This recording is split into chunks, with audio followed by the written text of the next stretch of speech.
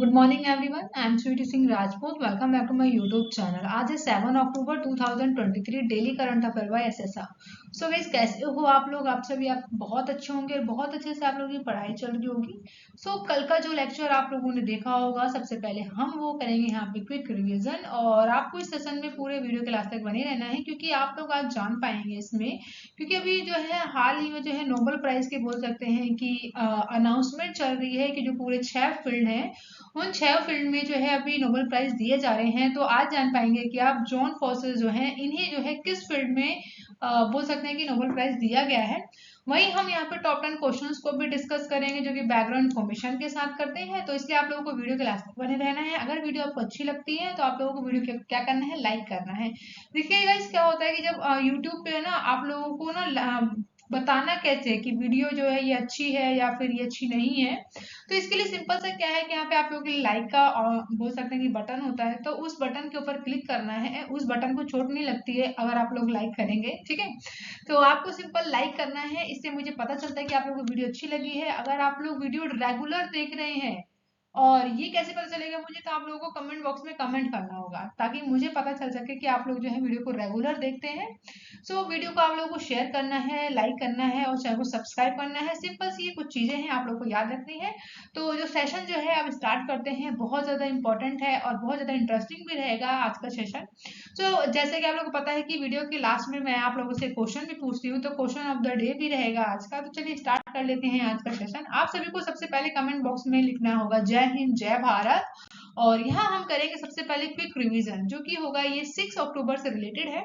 हम यहाँ पे पढ़ेंगे। सबसे पहले फर्स्ट क्वेश्चन है कि अभी हाल ही में विश्व पशु कल्याण दिवस कब मनाया गया है? तो ये हर साल मनाया जाता है आपका 4 अक्टूबर को। इंपॉर्टेंट है, याद रखेंगे। वही पीएम स्वनिधि योजना के तहत कितने लाख स्ट्रीट वेंडर को कवर करने का लक्ष्य हासिल कर लिया है? तो 4 लाख स्ट्रीट वेंडर को जो है अभी पीएम स्वनिधि योजना के तहत बोल सकते हैं कि कवर कर लिया है। वहीं एशियाई खेल 2023 में अन्नू रानी ने महिलाओं के जेवलिन थ्रो में कौन सा पदक जीता है? तो सोना, यानी कि इन्होंने गोल्ड मेडल जो है अन्नू रानी जी के द्वारा अभी हाल ही में जेवलिन थ्रो में जीत लिया गया है। वहीं एशियाई खेलों में बोल सकते हैं कि अन्नू रानी जो है पहली भारतीय महिला बन गई हैं, जिन्होंने अभी जेवलिन थ्रो में गोल्ड मेडल अपने नाम किया है।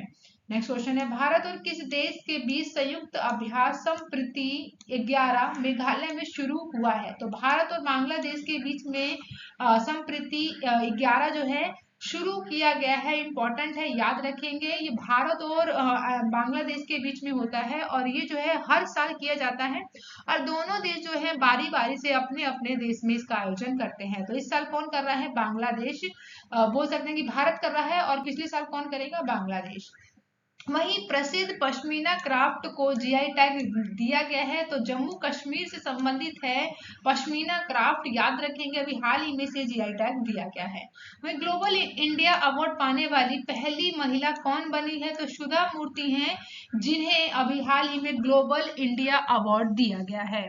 वहीं आईसीसी ओडीआई विश्व कप के लिए किसे वैश्विक राजदूत नियुक्त किया गया है? तो सचिन तेंदुलकर को अभी हाल ही में आईसीसी के द्वारा ओडीआई विश्व कप में वैश्विक राजदूत चुन लिया गया है। किसे केमिस्ट्री के नोबल पुरस्कार के लिए नहीं चुना गया है? ये कल का क्वेश्चन था, लेकिन हम यहाँ पे जानेंगे कि किसे केमिस्ट्री के नोबल पुरस्कार के लिए चुना गया है। तो इनके नाम है मोगी जी बावड़ी, और लुइस ब्रूस हैं, और एलेक्सी एक्मोय हैं। तो इनका नाम याद रखेंगे। वहीं किसने अभी राइडर कप 2023 जीता है? तो यूरोप के द्वारा अभी जो है राइडर कप को जीत लिया गया है 2023 का। तो राइडर कप जो है बेसिकली किस फील्ड में खेला जाता है, किस फील्ड से संबंधित है ये? तो याद रखेंगे गोल्फ है ना, ये उसके लिए संबंधित है। तो ये यूरोप ने अभी इस साल जीत लिया है। चलिए आगे बढ़ते हैं और आज का सेशन स्टार्ट करते हैं। आज है 7 October 2023, daily current affair by SSR. तो फर्स्ट क्वेश्चन है कि अभी हाल ही में विश्व शिक्षक दिवस कब मनाया गया है? World teacher day. कोई कंफ्यूजन नहीं रखिएगा, ये है वर्ल्ड टीचर डे, ना कि बोल सकते हैं कि टीचर्स डे। टीचर्स डे जो है वो भारत में मनाया जाता है, ये आप लोगों को पता है। और यहाँ हम बात करेंगे वर्ल्ड टीचर डे की। तो वर्ल्ड टीचर डे जो है वो कब मनाया जाता है? तो ये हर साल 5 अक्टूबर को मनाया जाता है। तो इम्पोर्टेंट है, याद रखेंगे। 5 अक्टूबर को जो है पूरे विश्व में विश्व शिक्षक दिवस के रूप में बात करेंगे नेक्स्ट क्वेश्चन की, जो कि है सेकंड। हाल ही में हाइसेंस ने नए ब्रांड एम्बेसडर कौन बने हैं? तो हाइसेंस के अभी जो है न्यू ब्रांड एम्बेसडर जो है अपॉइंट कर लिए गए हैं। तो इनका नाम क्या है? इनका नाम है रविंद्र जडेजा। तो ऑप्शन सी बिल्कुल करेक्ट है। जिन्हें आप इमेज देख रहे हैं यहाँ पे, इनका नाम है रविंद्र जडेजा। इन्हें ही अभी हाल ही में हाइसेंस ने न्यू ब्रांड एम्बेसडर के रूप। यहाँ हम बात करेंगे बैकग्राउंड इन्फॉर्मेशन की। तो याद रखिएगा, जो हाइसेंस कंपनी है वो चाइना की मल्टीनेशनल कंपनी है, जो कि इलेक्ट्रॉनिक्स और घरेलू उपकरणों को बनाने के लिए जानी जाती है, जिसमें टेलीविजन, एसी और बोल सकते हैं कि रेफ्रिजरेटर बनाती है। इसीलिए अभी चाइना के द्वारा जो है, चाइना की कंपनी है हाइसेंस, उसने रविंद्र जडेजा को जो है ब्रांड एम्बेसडर के रूप में चुना है। तो याद रखेंगे, ये चाइना की कंपनी है जो कि मल्टीनेशनल कंपनी है। वही नेक्स्ट क्वेश्चन है थर्ड। हाल ही में आरबीआई ने किसी नए कार्यकारी निदेशक नियुक्त किया है? तो अभी जो है आरबीआई के नए कार्यकारी बोल सकते हैं कि निदेशक चुने गए हैं। डायरेक्टर, इनका नाम क्या है? तो श्री मुनीश कपूर है। तो ऑप्शन ए बिल्कुल करेक्ट है। इनका नाम याद रखिएगा, श्री मुनीश कपूर, जो कि अभी हाल ही में आरबीआई के नए कार्यकारी निदेशक चुने गए हैं। आप लोगों को बताना है कमेंट बॉक्स में कि आरबीआई की स्थापना कब की गई थी। आप लोगों को कमेंट बॉक्स। नेक्स्ट क्वेश्चन है फोर्थ। हाल ही में कौन महिला भारत की 7वीं सबसे अमीर व्यक्ति बन गई हैं? तो जिनकी इमेज आप देख रहे हैं, इनका नाम है सावित्री जिंदल, यानी ऑप्शन डी बिल्कुल सही है यहाँ पर। तो सावित्री जिंदल हैं, जो कि जिंदल स्टील एंड पावर की बोल सकते हैं कि जो सीईओ हैं, इन्हीं को ही बोला गया है कि अभी हाल ही में भारत की 7वीं सबसे अमीर महिला बन गई हैं। तो याद रखेंगे, जेएसडब्ल्यू स्टील की चेयरपर्सन है सावित्री देवी जिंदल, जो कि कुल संपत्ति की बात करें तो इनकी कुल संपत्ति में 35% की बढ़ोतरी हुई है, जिसकी वजह से जो है स्टील दिग्गज महालक्ष्मी बोल सकते हैं कि लक्ष्मी मित्तल को आगे निकल गई है इसी वजह से। और भारत की सबसे अमीर महिला सावित्री देवी जो है अब 18.7 अरब डॉलर की संपत्ति के साथ भारतीय अरबपतियों के 7वें स्थान पर आ गई हैं। लक्ष्मी मित्तल की बात करें तो कुल संपत्ति फिलहाल इनकी कितनी है? तो 17.2 है, और इसी में ही इनके अभी 35% की वृद्धि हुई है, जिसकी वजह से ये जो है 7वें नंबर की अरबपति बन गई हैं। तो इम्पोर्टेंट है, याद रखेंगे नाम इनका। नेक्स्ट क्वेश्चन है फिफ्थ। अभी फिफ्थ, हाल ही में 50वां भारतीय अंतरराष्ट्रीय बुनाई योजना कहाँ आयोजित किया गया है? तो अभी जो है इंडिया में हाल ही में फिफ्थ जो है भारत का अंतरराष्ट्रीय बुनाई मेला है, इसे कहाँ शुरू करा गया है? तो तिरुपुर, तो तमिलनाडु के तिरुपुर में अभी भारत का अंतरराष्ट्रीय बुनाई मेला की बोल सकते हैं कि आयोजन किया गया है। वही नेक्स्ट क्वेश्चन सिक्स। हाल ही में सरकार ने उज्ज्वला योजना के तहत सब्सिडी बढ़ाकर कितने रुपए सिलेंडर कर दिया है? तो इम्पोर्टेंट है, याद रखेंगे ऑप्शन बी यानी 300। तो अभी उज्ज्वला योजना के तहत जो है सब्सिडी को बढ़ाकर 300 रुपए प्रति सिलेंडर कर दिया गया है। प्रधानमंत्री मोदी ने जो है उज्ज्वला योजना के तहत लाखों लाभार्थियों के परिवार को बोल सकते हैं कि तोहफा दिया है। इसमें प्रधानमंत्री मोदी की अध्यक्षता में हुई केंद्रीय मंत्रिमंडल की बैठक में उज्ज्वला योजना के लाभार्थियों के लिए 200 रुपए से बढ़ाकर 300 रुपए प्रति सिलेंडर की घोषणा कर दी गई है। तो इम्पोर्टेंट है, याद रखेंगे इसके बारे में। एंड नेक्स्ट क्वेश्चन है 7।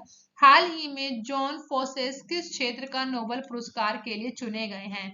तो जॉन फोसेस जो हैं अभी हाल ही में नोबेल प्राइज के अनाउंसमेंट चल रहे हैं, इसी में जो है जॉन फोसेस को अभी साहित्य के लिए बोल सकते हैं कि नोबेल प्राइज दिया गया है। तो इम्पोर्टेंट है, याद रखेंगे ऑप्शन सी यानी कि जॉन फोसेस। तो जॉन फोसेस नाम याद रखना है आपको, जिन्हें नोबेल प्राइज दिया गया है।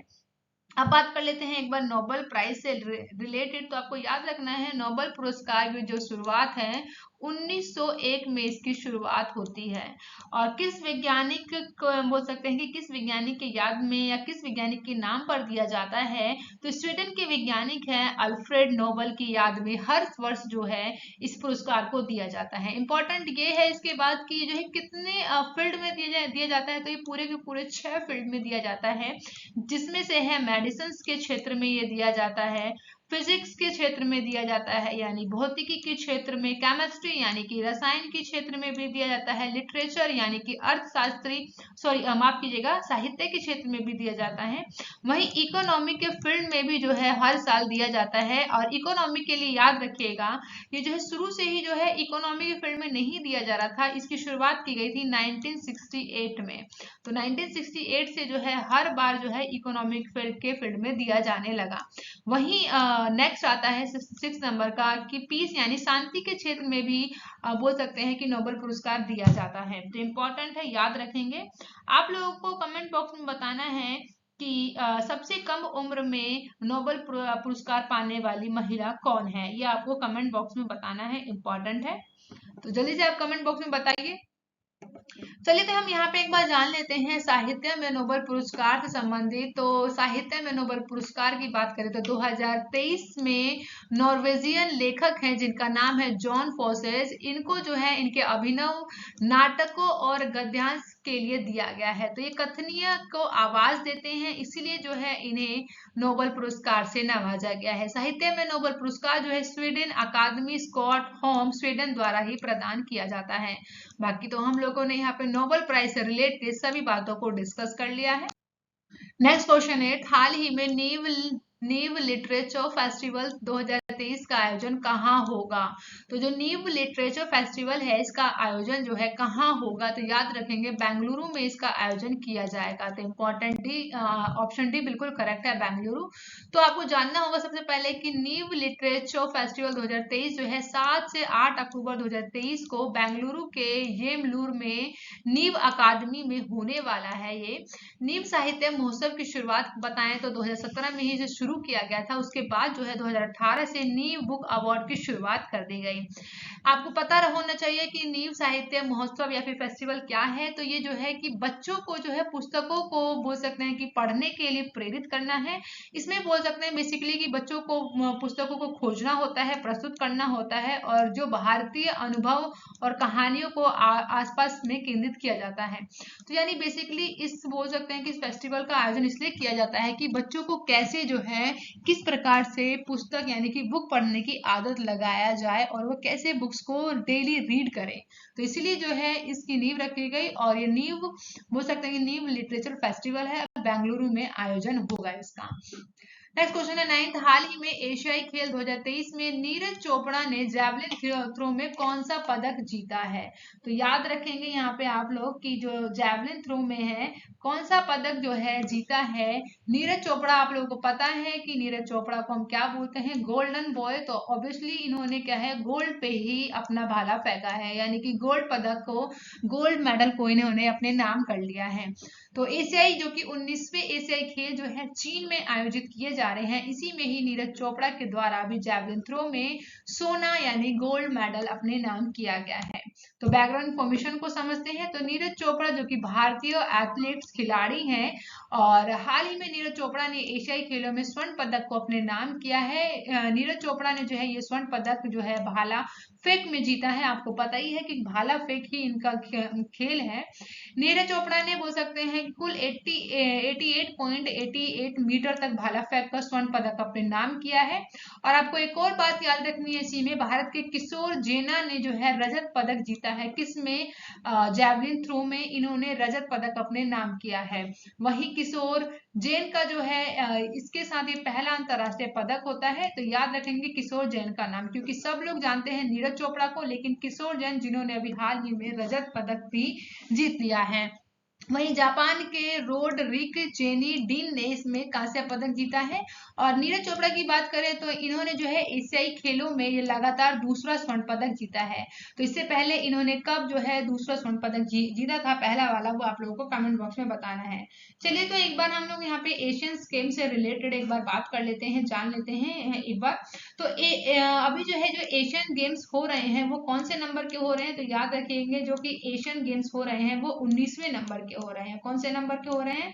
तो याद रखिएगा 19वें नंबर के हो रहे हैं, जो कि 23 अक्टूबर से 8 अक्टूबर तक इसका आयोजन होना है। और इसे होस्ट कौन कर रहा है? तो चाइना कर रहा है। तो कौन कर रहा है? चाइना होस्ट कर रहा है, वो भी होंगजोंग शहर में इसका आयोजन किया जा रहा है। एक बात और याद रखेंगे आप लोग कि इसमें जो है इंडियन टीम, इंडिया की जो टीम है उसे कौन इसे बोल सकते हैं कि स्पॉन्सर कर रहा है, वो अमूल है। तो अमूल को याद रखेंगे यहाँ पे। वहीं इसमें जब बोल सकते हैं कि उद्घाटन समारोह में भारतीय ध्वजवाहक कौन रहे थे, तो भारतीय ध्वजवाहक का नाम याद रखेंगे हरमनप्रीत सिंह और लवलीना बोरगोहने जो है इसमें ध्वजवाहक रही थी। इंपॉर्टेंट है, याद रखेंगे।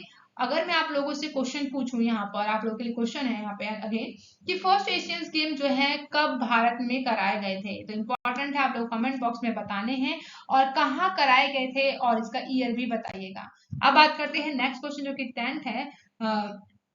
10वां क्वेश्चन है, हाल ही में किसे Tata literature life time achievement award से सम्मानित किया गया है, तो जिनका आप इस इमेज में देख रहे हैं इन्हीं का नाम है सुधा, माफ कीजिएगा, CS लक्ष्मी। ऑप्शन ए बिल्कुल सही है, जो कि इनका नाम है CS लक्ष्मी, जिन्हें अभी हाल ही में Tata literature of life time achievement award से नवाजा गया है। तो जो आप लोग इमेज देख रहे हैं यहाँ पे, इन्हीं का नाम है CS लक्ष्मी। तो बैकग्राउंड इन्फॉर्मेशन की बात करेंगे एक बार, तो CS लक्ष्मी के रूप में जन्मी जो कि तमिल लेखिका है, इन्हें अंबाई के नाम से जाना जाता है, जो कि बहुत ज्यादा फेमस है इनका नाम।